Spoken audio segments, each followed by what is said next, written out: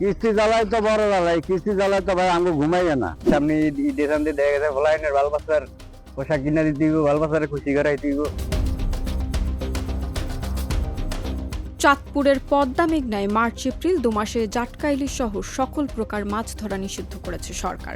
রুজি রোজগার বন্ধ থাকায় রমজান ও ঈদ উদযাপনে নগদ অর্থের দাবি জেলেদের। আমরা 35 চাল দেয় 40 কেজি করে 35 কেজি, এর লোকের 10টা টিও দেয় না। আয়া বছর আবার ঈদ, পোলা বাইনের কাবছর এই সমস্ত দিলেন খাবে ঈদের ভেজাল। আমরা তো কোনো বোধই না, আমরা তো শান্তি কোনো বোধই না, আমরা কিলিয়ে গরিব হইলাম। তবে যদি কোনো জেলে আইন অমান্য করে নদীতে নামে তাদের বিরুদ্ধে কঠিন আইনানুগ ব্যবস্থা গ্রহণের কথা জানিয়েছে জেলা মৎস্য কর্মকর্তা। প্রতি বছর না এই বছরও আমাদের চাঁদপুর জেলার 3টি উপজেলার প্রায় 70 কিলোমিটার এলাকায় ইলিশ সম্পদ রক্ষার জন্য অভয়াশ্রম পালিত হবে। এ সময় কোনো জেলে নদীতে জাল ফেলতে পারবে না, অর্থাৎ কোনোরকম সকল ধরনের মাছ ধরা নিষিদ্ধ। ইলিশ মাছ উৎপাদন বৃদ্ধির লক্ষ্যে গত 2006 সাল থেকে চাঁদপুরের পদ্মা মেঘনা নদীর 70 কিলোমিটার এলাকা অভয়াশ্রম কর্মসূচি চলে আসছে। এ সময় সারা দেশে জাটকা আহরণ, পরিবহন, মজুদ, বাজারজাতকরণ, ক্রয় বিক্রয় ও বিনিময় নিষিদ্ধ করেছে সরকার। মতলব উত্তর উপজেলার সাতনল থেকে হাইমচর চর ভৈরবী পর্যন্ত 70 কিলোমিটার এলাকায় 28 ফেব্রুয়ারি শনিবার রাত 12টার পর থেকে 30 এপ্রিল রাত 12টা পর্যন্ত 2 মাস সব ধরনের মাছ ধরা নিষিদ্ধ।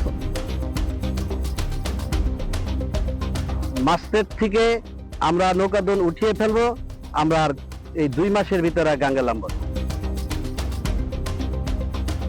চাঁদপুর অঞ্চলে জাটকা ইলিশের বিচরণ কেন্দ্র মতলব উত্তর, মতলব দক্ষিণ, চাঁদপুর সদর ও হাইমচরে 4টি উপজেলা। এ সময় প্রতিটি নিবন্ধিত জেলের জন্য 40 কেজি করে 4টি ধাপে 160 কেজি চাল বরাদ্দ রেখেছে সরকার। জেলেরা সরকারের আদেশ মানলেও বিভিন্ন এনজিওর ঋণের কিস্তির টাকা রমজান ও ঈদ উদযাপনে নগদ অর্থের দাবি তাদের। জেলেদেরকে খাদ্য সহায়তা হিসাবে প্রতি বছরের ন্যায় এবারও ফেব্রুয়ারি, মার্চ, এপ্রিল, মে এই 4 মাস জেলেরা 40 কেজি করে চাল পাবে। সরকার থেকে বরাদ্দ ইতিমধ্যে দেওয়া হয়েছে কার্যক্রম চলমান। সামনে ঈদের সামনে দেখা গেছে ফলাইনের ভালবাসার পোশাক কিনা দিতে ভালবাসারে খুশি করাইতে। দেখা গেছে নিজেকেও পোশাক লাগে অথবা শ্যামাহিনী লাগে, নুন তেল কিন্তু আমগো তো আর অত সমর্থ নাই। সামনে অভিযান দিয়ে লাইলে আমরা বছর টাকা লাগবে, টাকা পয়সা নাই। সরকারের পক্ষ থেকে যদি আঙ্গরে কিছু টাকা পয়সা দিত অথবা সরকার সাহায্য করতো, আঙ্গমিকা চাইতো, তাহলে আঙ্গুলিকে একটু উপকার ভালো হইত। কর্মসূচি সফল করতে মৎস্য বিভাগ জেলেদের সাথে দফায় দফায় বৈঠক, মাইকিং, জনসচেতনতামূলক সভা করেছে।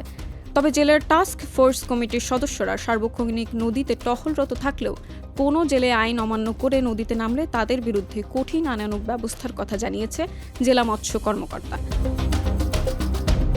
আর তারা যদি আইনের ব্যত্যয় ঘটায়, এটা খুবই গুটি কয়েক জেলেদের আমরা বিগত দিনেও দেখেছি, বলেই না, আমরা তাদের বিরুদ্ধে কঠিন আইনানুগ ব্যবস্থা গ্রহণ করব। জেলা মৎস্য অফিসারের তথ্য মতে 4 উপজেলায় 44,035 জন নিবন্ধিত জেলে রয়েছে।